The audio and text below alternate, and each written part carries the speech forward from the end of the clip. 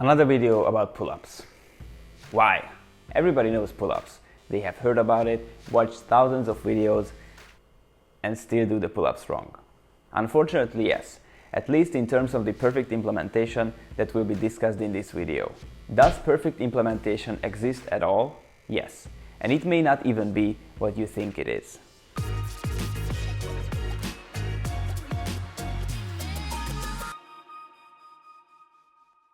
What's up guys, it's Adam from gymnasticsmethod.com. If you don't want to miss my videos about bodyweight training and lifestyle, please subscribe and click on the bell. Thank you. And if you want to get access to all the Gymnastics Method workout programs, tutorials like planche, handstand or muscle up, nutrition guide, daily workouts and much more, click the link below and become a member now on gymnasticsmethod.com. So, regular pull-ups. The pull-up is a real superstar, a celebrity of bodyweight exercises. If you want to build a great physique, strong, big arms, wide back, then this exercise is a must in your workout plan. There are many variations of pull-ups depending on the grip, width, or what equipment you use, but generally all variations hit the lats and arms. It's a vertical pulling exercise that will never go out of style, same as the other exercises we have discussed. But the pull-up is a special one for most people. It's an icon, the symbol of strength since you pull up your whole body weight. Impressive. Especially if you do it right. You can do it funny as well. Actually, most people do it in a funny way.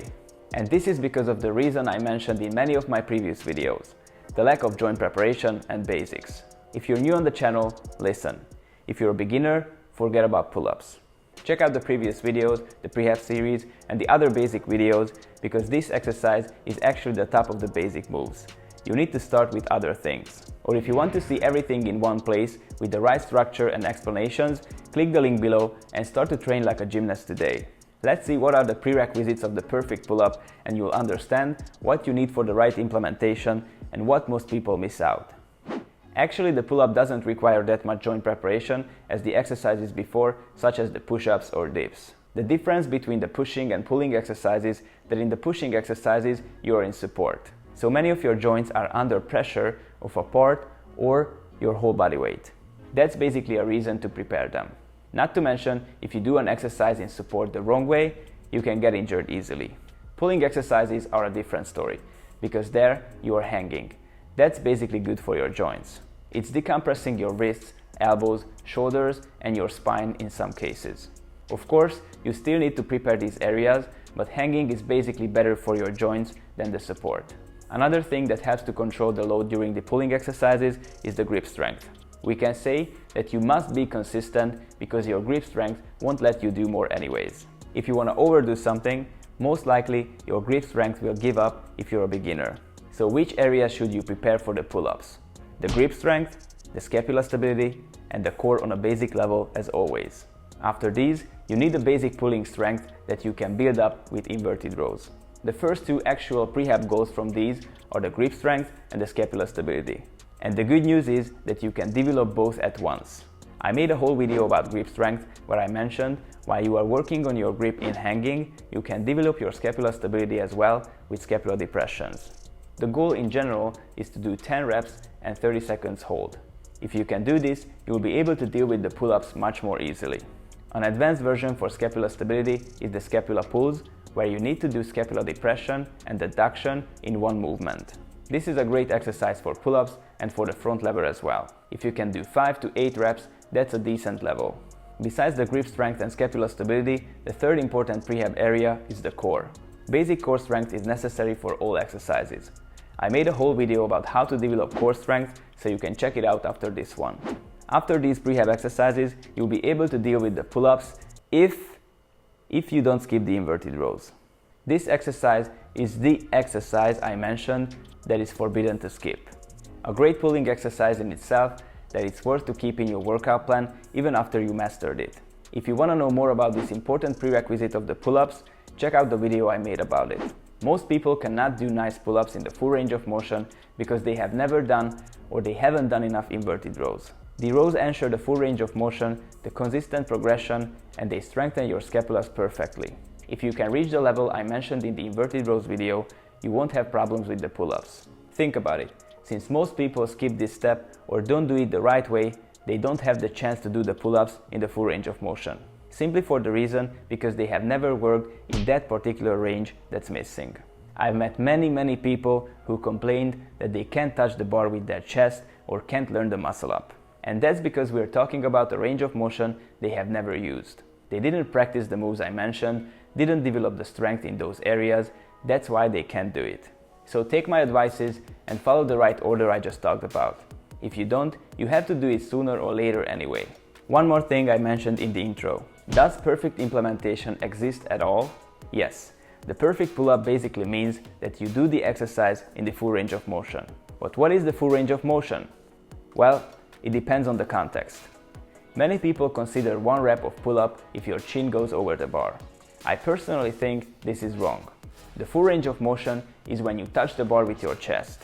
Yes, we are talking about a few inches, but because of those few inches, a lot more muscles are working and you can reach peak contraction. And that's the full range of motion. All the way up, bro. Of course you can pull lower and lower, but now we are talking about the basic level. Okay, let's clarify something. Does it mean that you cannot build muscle with the chin over the bar pull-up? No, I never said that. You can. I'm just saying that you can do better than that. Furthermore, there are many variations you can use with changing the grip, width, etc.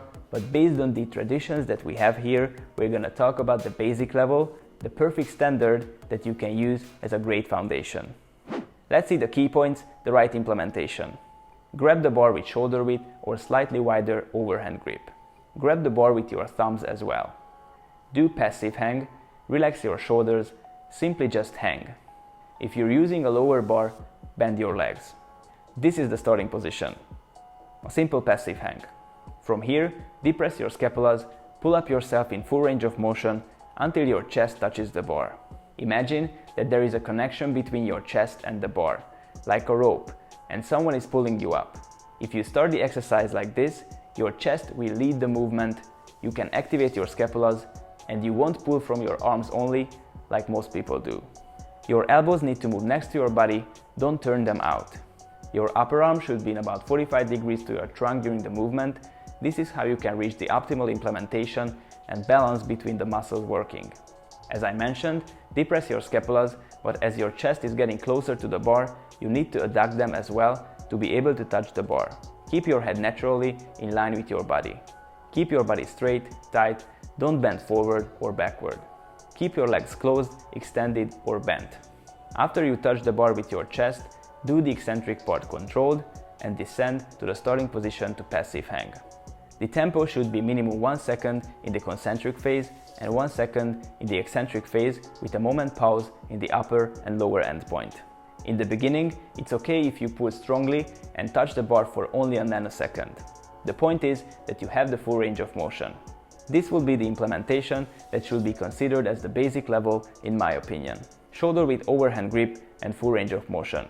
Nothing special, but until you can't do this, I don't see the point of doing anything else, especially in calisthenics.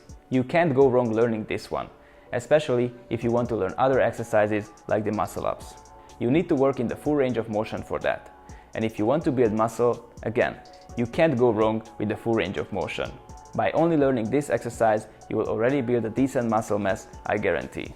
The wrong implementations are usually because of the lack of the preparations I mentioned. So if you haven't done the 2-in-1 scapular depressions in hanging and grip strength, the basic core development and the inverted rows. Wrong implementations are the following: inactive, shrugging scapulas, rounded back, limited range of motion, swinging, kipping, etc. Let's take a few words on these. Inactive, shrugging scapulas. That's simple. Lack of scapular stability. As soon as you start working on that, problem solved. Rounded back, which means you mainly use your arms and lats. What's the missing link? The lack of inverted rows. You don't use your back as you should. Is this a huge mistake? Not necessarily. If you depress your scapulas and do these hollow body pull-ups, it doesn't mean that it can't be effective. It's great for your arms, lats and core. But still not the full range of motion with the most benefits. Limited range of motion. I mean when you don't start from passive hang and don't touch the bar with your chest, only pumping in between those. You can't benefit from these too much. Can you build muscle with it? You can, to a certain level, but you could be much more efficient if you spend some time on what I just told you. Swinging and kipping. Let's be simple here.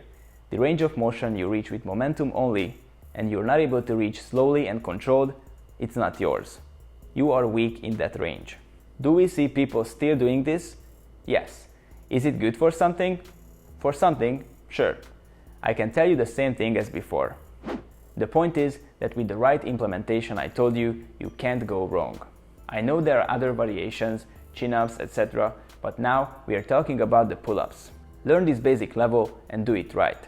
That's the goal. Forget about the exercise you saw on social media with a ball, the typewriter, or clapping. Do this right first. When should you start doing pull-ups? After you can do 8, 10, or 15 decent inverted rows that I mentioned in one of my previous videos. After that, pull-ups will be much easier that you can build up with leg-assisted progressions, elastic band, or negatives. The reps are similar to the principles we have already talked about before. With the less intensive progressions, you can do more reps up to 15, and you can slightly decrease them as you progress. One more advice.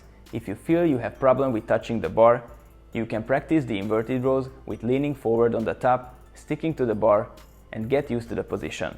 How many pull-ups should you do? Similar to inverted rows, where we have already talked about that pulling exercises are usually more challenging for people than pushing exercises, this is no different with the pull-ups. It won't be easy to, okay, that's not true.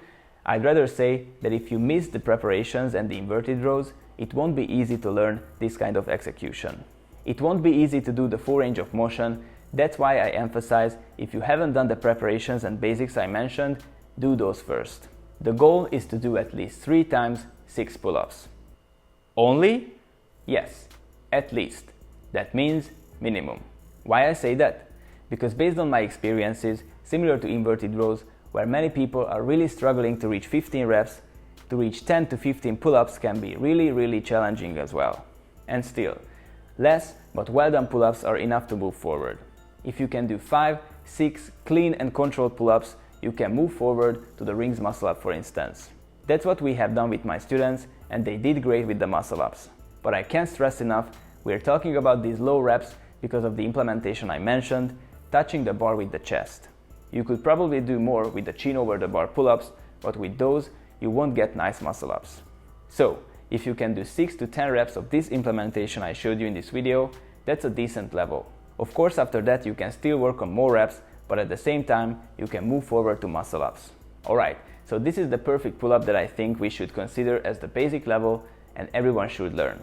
If you're interested in the complete, proven to work gymnastics method system, you want to learn the most effective and iconic gymnastics and calisthenics exercises and want to get the shredded physique of a gymnast, click the link below and join now on gymnasticsmethod.com. Thank you so much for watching. I hope you found this video helpful. If you did so, please like, share and write a comment what do you want to see in the next videos. Subscribe if you haven't already and click on the bell for more. See you next Friday at 3 p.m. Eastern Time.